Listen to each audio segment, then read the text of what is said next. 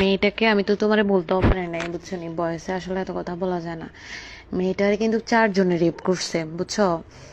এরপরে মেয়েটারে ব্লেড দিয়ে আঁকছে, কামড় দিছে, কামড়ের অসংখ্য দাগ পাওয়া গেছে, চিমটির দাগ পাওয়া গেছে, ব্লেডে মানে কাটি কাটি দিছে পুরো শরীর।